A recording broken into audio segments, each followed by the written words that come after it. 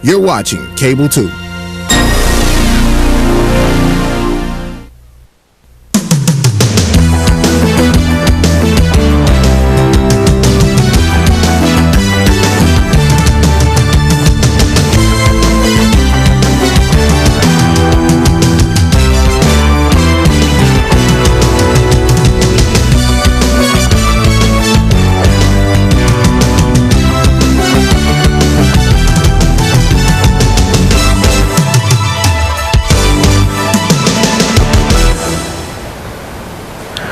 Welcome to the third annual Cool Readers Black History Month show.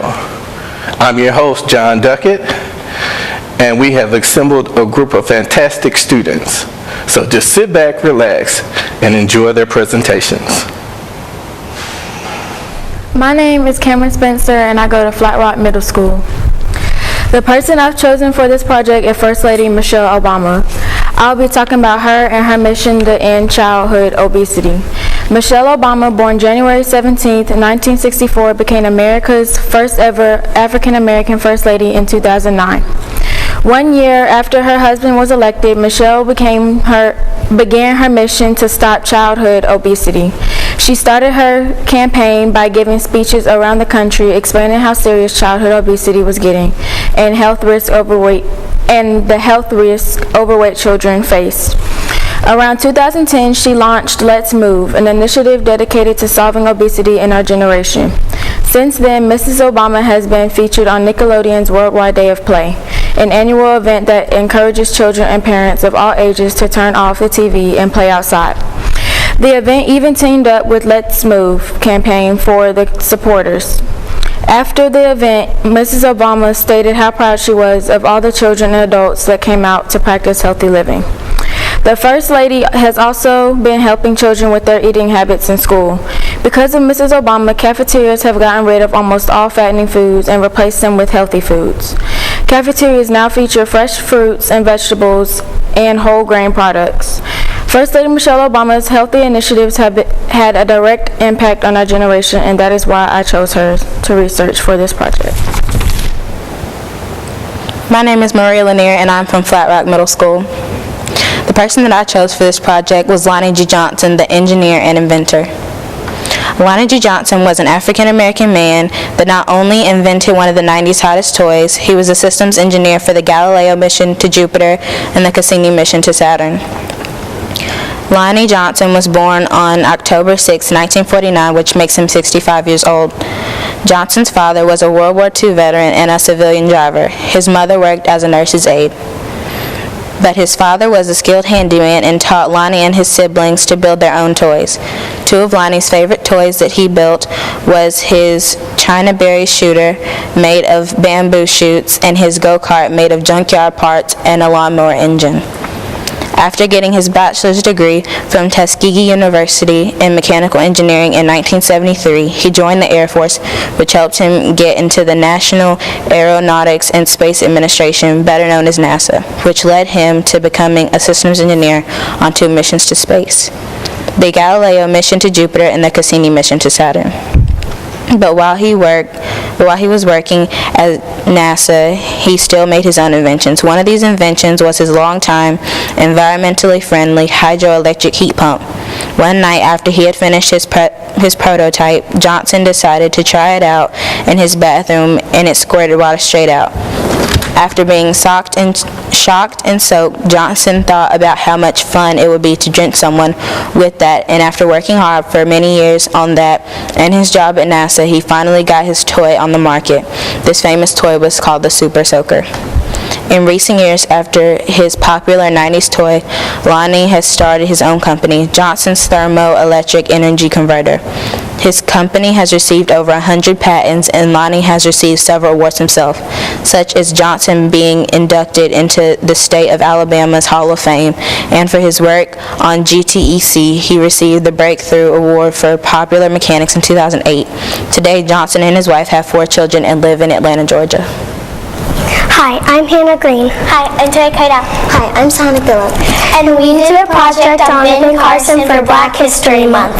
Ben Carson grew up to be a neurosurgeon. A neurosurgeon is someone who operates on brains.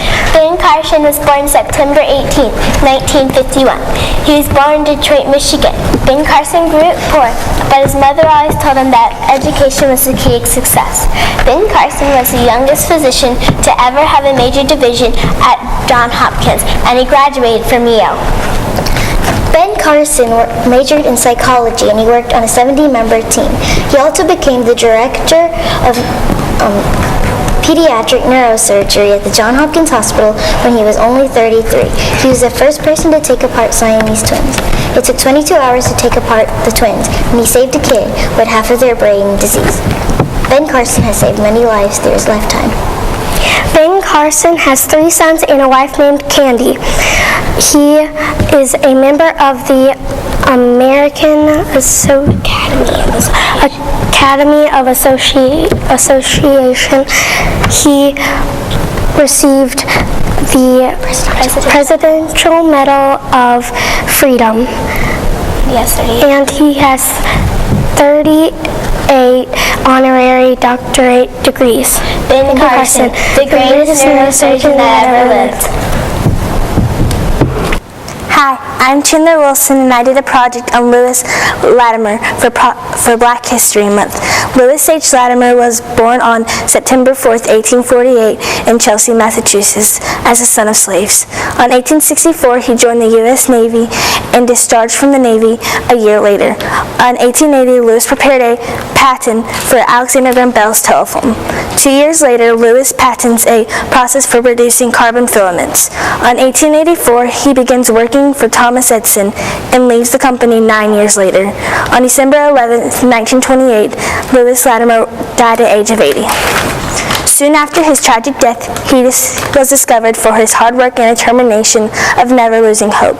My credits go to the books Black Inventors by Nathan S. Singh and Lewis Latimer by Winifred Latimer Norman and Lily Patterson. Lewis Latimer, so famous but yet so unknown. Look and see through the window of time, and you'll see the people that made life easier for you and for me. The inventions that they created, today we use in our daily routine. Working towards the future using science, technology, engineering, and math. So come and take a walk with me back in time to see the people that carved a path in history.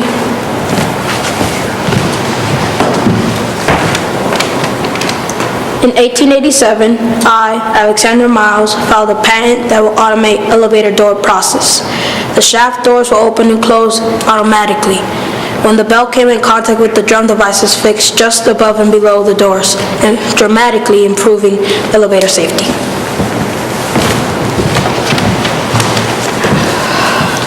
I, Gary Gus's Morgan, am an African American. I painted the traffic signal and developed the gas mask. I was asked to produce the gas mask to the U.S. Army. I was an employee of Madam Walker's Empire. In 1928, I invented a permanent wave machine. The wave machine was popular among women, white and black, allowing for longer-lasting wave hairstyles. I went on to become a prominent figure in Walker's industry. Born in 1922, I, Marie Van Britton Brown, was the first person to develop the patent for television security. My system was a motorized camera and 4 peepholes. The camera could move from one peephole to the next, and the camera's images were displayed on a monitor. The door could also be unlocked remotely using a switch. My invention was patented in 1969 and became the foundation for modern security system that is widely used for surveillance, crime prevention, and traffic monitoring. In 1981, I, Patricia Bath, invented the laser phaco probe. It is used to remove cataracts. By 1988, I received the first of 4 patents pertaining to the device. Cataracts is an eye disease that can lead to blindness. and previous surgical procedures had lots of negative side effects. My inventions made surgery faster and more accurate, and has been credited with saving thousands from losing their sight. Anytime you see a truck on the highway transporting frozen food, you're seeing my work. I, Frederick McKinley Jones, also invented an air conditioning unit and refrigerator for the military. I also invented box office equipment that gave tickets and made change. I was awarded the National Medal of Technology in 1991, the first black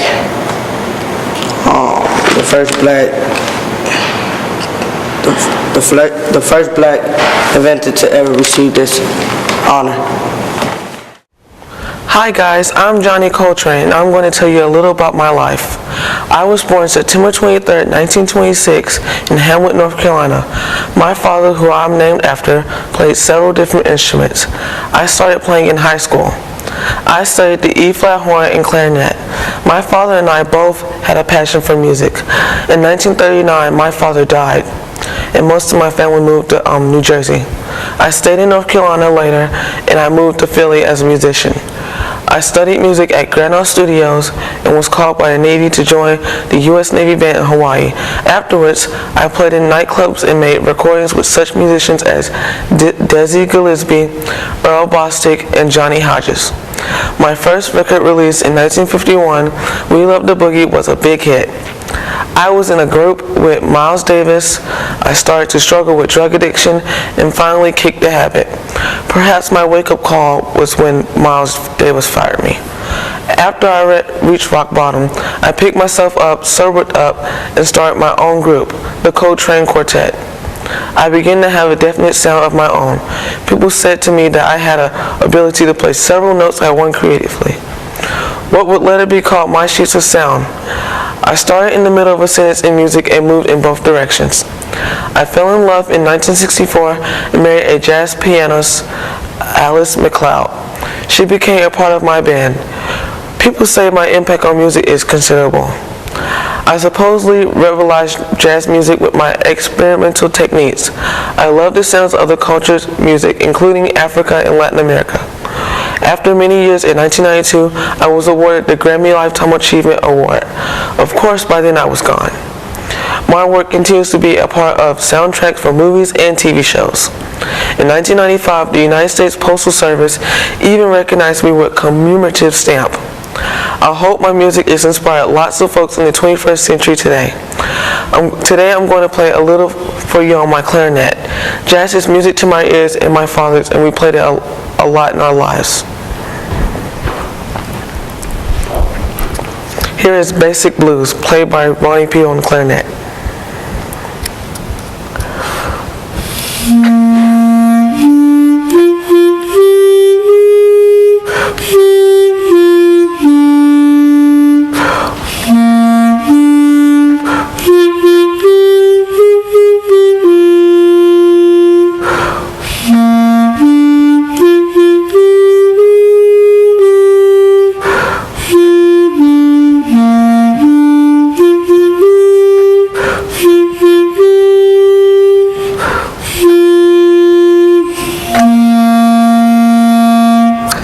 Thank you.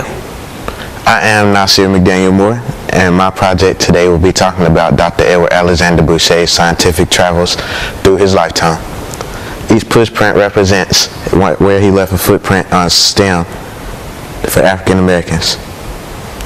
The first push print is where he was born in New Haven, Connecticut in 1852. He soon moved to Charleston, South Carolina for his father's new job. This is where he found his love for chemistry and physics. He returned to New Haven to attend New Haven High School and Hopkins School of Grammar, where he graduated valedictorian of his class. He then went to Yale University. Yale is where he became the first African American to receive a doctorate degree and the first African American to graduate from an American university. He then went to Philadelphia, where he became a chemistry and physics teacher for the Institute of Colored Youth College program. After the program was discontinued, he moved to St. Louis, Missouri, where he became a manager at a hospital. He left a big footprint here because he gave people inspiration to continue trying with their health. After this, he returned to New Haven for his death in 1916. Dr. Boucher was a trailblazer to African Americans in STEM. He left a big footprint on the future for young African Americans like Ben Carson, W.E.B. Du Bois, and Booker T. Washington. Thank you. Hello, I am Alexis Dearman. I am an 8th grade student from Winston-Salem Preparatory Academy, and today I will be coming to you as Dr. Mae Jemison, reading to you my diary through the looking glass. October 1968. Dear Diary, my early life. I am the daughter of a maintenance supervisor, an elementary school teacher. I am from small town Decatur, Alabama.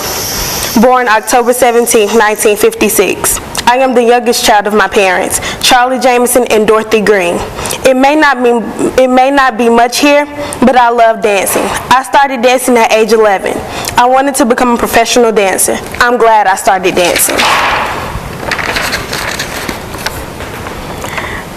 December 1970. Dear Diary, my inspiration. It is easier to be a shuttle astronaut rather than waiting around in the cornfield for E.T. to pick me up or something.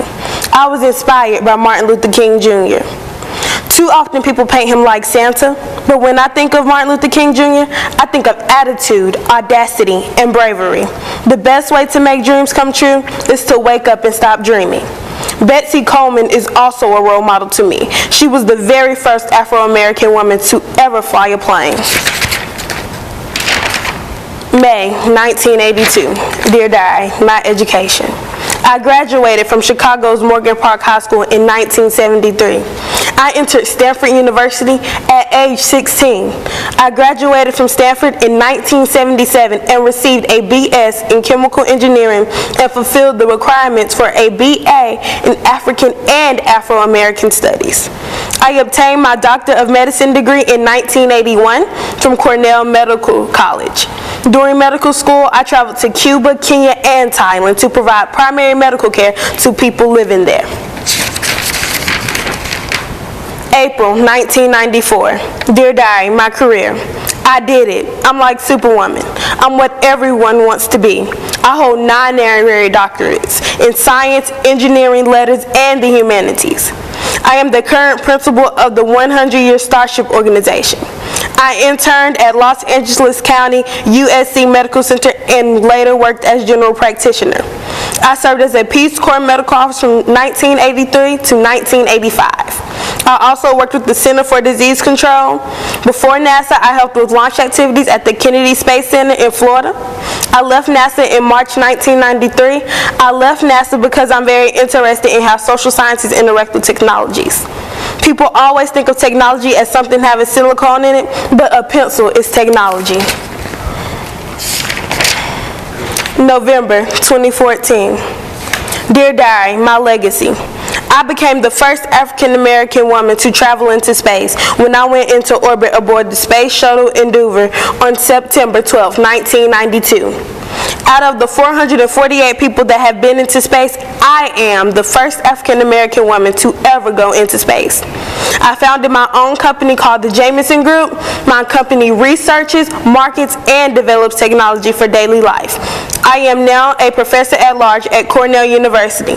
I am a super scientist. I, Mercedes Robinson, will be coming to you as Madam C.J. Walker. Do you want beautiful, healthy hair?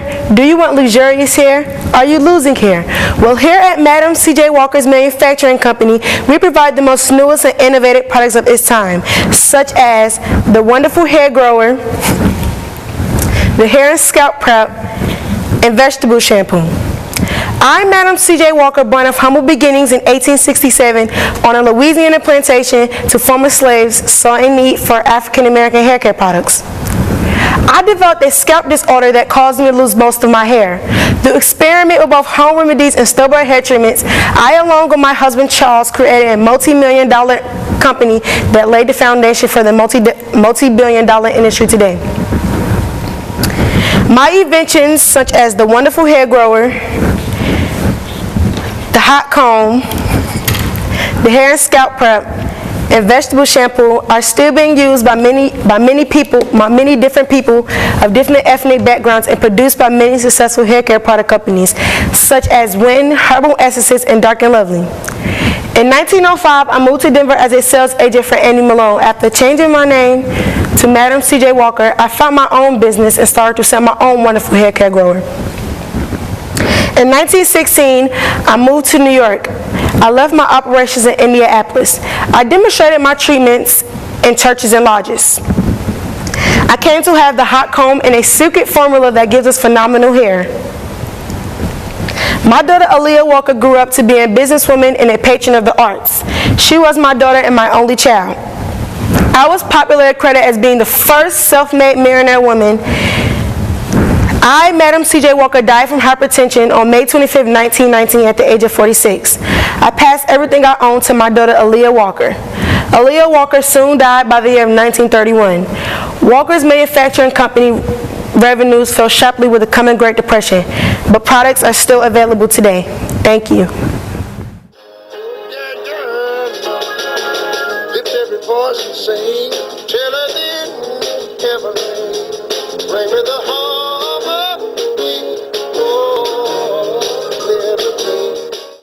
I'm Austin Titus. And I'm Mae Jemison. We're from Thomas Jefferson Middle School. And we're going to be speaking about Dr. Jewel Plummer Cobb. Jewel Plummer Cobb was born on January 17, 1924. She is an African-American educator and research scientist. Cobb was born in Chicago to physician Frank and Carabelle Cole Plummer, a school teacher. Her grandfather, a freed slave, became a pharmacist, initiating 4 generations of medical practitioners. She earned a Bachelor of Science from Talladega College in 1944. She earned a Master of Science from New York University in 1947. Awarded a Ph.D. in cell physiology from New York University in 1950. She has served as a researcher, a college professor, and administrator as a staunch supporter to greater minority participation. Much of Cobb's research has been focused on the skin pigment melanin, and her most significant research has been with testing new chemotherapeutic drugs in cancer cells, the impact of which continues. She held several teaching and administrative positions at major universities. From 1960 to 1969, she was a professor at Sarah Lawrence College. Dr. Cobb was elected to a membership in the Institute of Medicine in 1974. From 1969 to 1976, she served as a dean and professor of zoology at Connecticut College. She has been the trustee professor since 1990 and since 1991. Director of the Access Center at California State University in Los Angeles. Formerly president of California State University in Fullerton, Dr. Cobb has done extensive cancer research specializing in cell biology and was a member of the National Science Board from 1974 to 1980. Although her interest in biology could have led her to become a medical doctor, Cobb was not interested in working directly with the sick. She was nonetheless interested in the theory of disease, an interest that later led her to become one of the leading cancer researchers in the United States. Cobb is the recipient of several honorary doctorates and many awards, including the Kilby Award for Lifetime Achievement in 1995. A supporter of equal access to educational and professional opportunity, Cobb has written often about racial and sexual discriminations in the sciences, and has raised funds to allow more minorities to enter the field. Since her retirement, Cobb, who was named President and Professor of the Biological Science, Emerita at California State University at Fullerton, and Trustee Professor at California State University at Los Angeles, has continued her research. And remember, Black history is American history.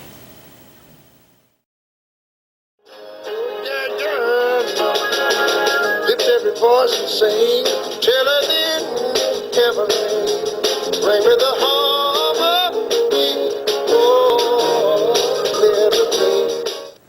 My name is Montgomery Wolfson Moore. I am a student at Thomas Jefferson Middle School.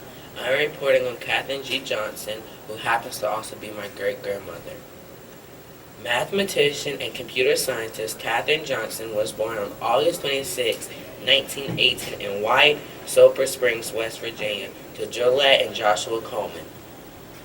Her mother was a teacher and her father was a farmer and a janitor. From a young age, Johnson enjoyed mathematics and could easily solve mathematical equations. She also attended West Virginia High School and graduated from high school at the age of 14. Johnson received her bachelor's degree in French and mathematics in 1932 from West Virginia State University. She also studied geometry and graduated school from the same institution.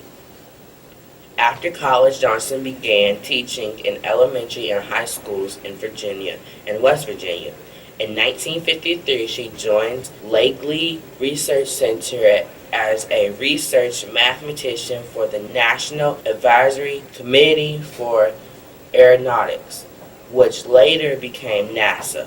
Upon leaving the flight mechanics branch, Johnson went on to join the Space Controls branch, where she calculated the flight trajectory for Alan Shepard, the first American to go into space in 1959. Johnson also calculated and verified the mathematics behind John Glenn's orbit around the Earth in 1962. She calculated the flight trajectory for Apollo 11's flight to the moon in 1969. She retired from NASA in 1986. Johnson has co-authored 26 scientific papers. She has an honorary Doctor of Law degree from State University of New York at Farmdale in 1998. In 1999, she was named Outstanding Alumnus of the New Year by West Virginia State College. In 2006, Johnson was awarded an honorary Doctor of Science degree from Capital College of Laura, Maryland. Johnson received NASA Langley Research Center Special Achievement awarded in 1971, 1980, 1984, 1985, and 1986. Catherine G. Johnson currently resides with her husband in Hampton, Virginia. She has 3 daughters, several grandchildren, and numerous great-grandchildren. I am proud to be among them. Although she is known all over the science world for her outstanding work, she is most affectionately known as G-Mom. Remember, Black history is American history.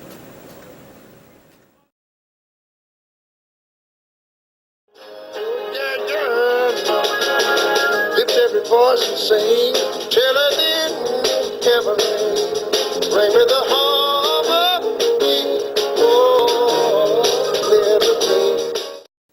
I'm Devin Deal from Jefferson Middle School, and I'm talking about Valerie L. Thomas. Valerie began working at NASA in 1964. All during her NASA career, Valerie thrived on projects that have offered her a challenge. She developed real computer time data systems to support satellite operations control centers. She managed the development of Landsat images processing data systems. Valerie headed a team of approximately 50 people for the Large Area Crop Inventory Experiment, a joint effort with NASA Johnson Space Center, the National Oceanic and Atmospheric Administration, and the U.S. Department of Agriculture.